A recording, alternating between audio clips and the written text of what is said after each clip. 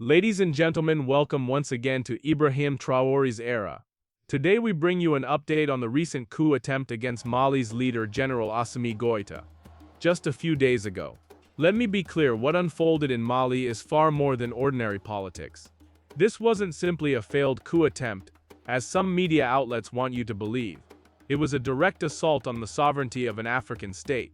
And this time the fingerprints of the culprits were left in plain sight, with the stench of Paris heavy in the air. Last Wednesday night, a group of soldiers and foreign staged a midnight coup in Mali.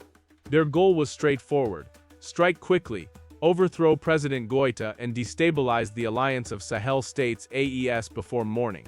Today, Mali's Minister of Defense, General Daoud Aly Mohammedine, confirmed on national television that about 50 men were involved, and all have been arrested. Shockingly, among them were Malian army generals, men who had once sworn loyalty to the nation but instead betrayed their uniforms in service to foreign powers. At the center of this coup was a French spy, Yann Vezilier. This man is no ordinary foreigner.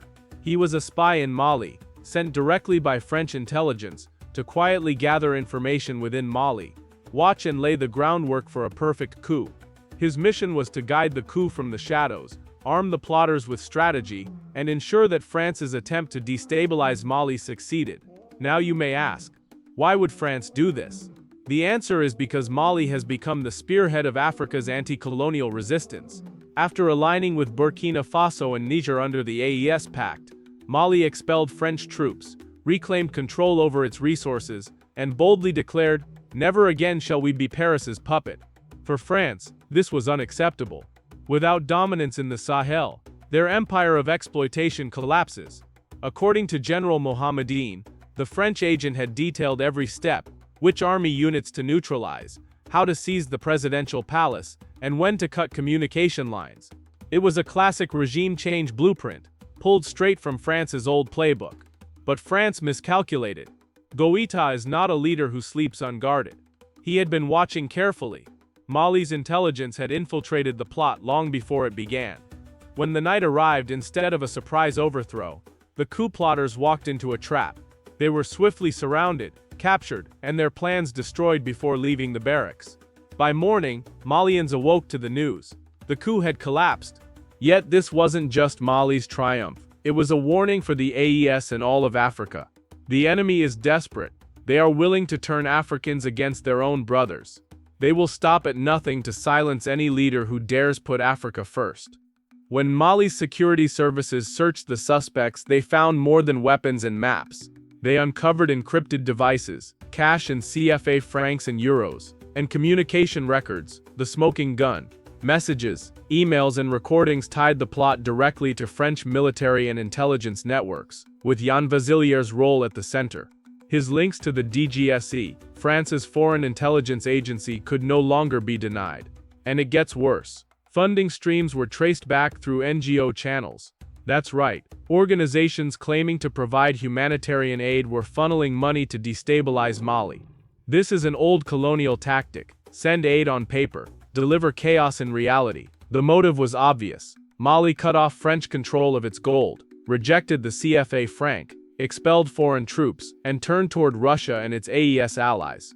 France, once dominant in the Sahel, was losing everything, and like a drowning man, it tried to pull Mali under. General Mohammedine didn't hold back.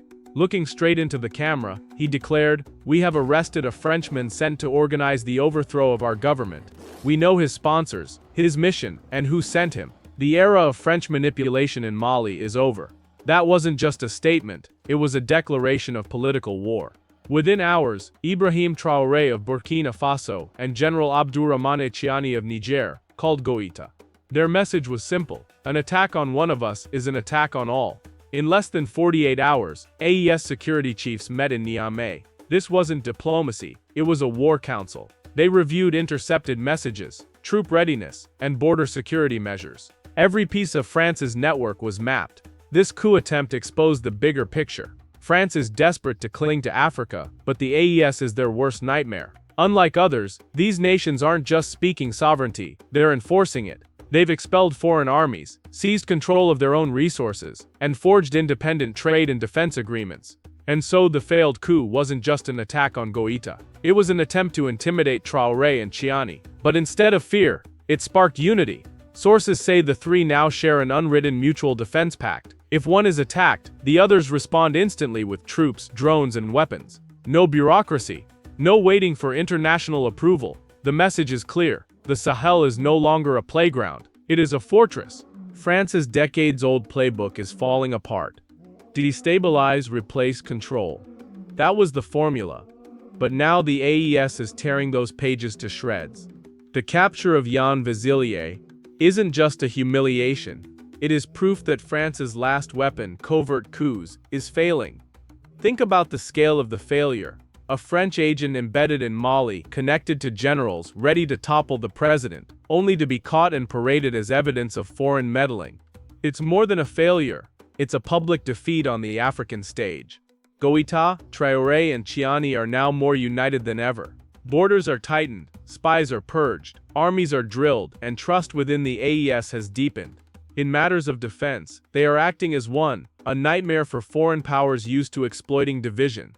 France, once unchallenged in West Africa, is now fighting for relevance. Each failed attempt only accelerates their decline. And worse for them, the fear they once commanded is gone.